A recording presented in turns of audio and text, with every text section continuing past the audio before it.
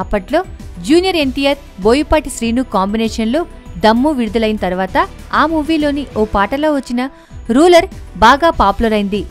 పలువురు హీరోల తర్వాతి సినిమాలకు ఇదే టైటిల్ని పరిశీలించారు. కానీ కథలకు సెట్ కాకపోవడంతో ఈ పవర్ఫుల్ టైటిల్ ఎవరూ ఉపయోగించడం సాధ్యం కాలేదు.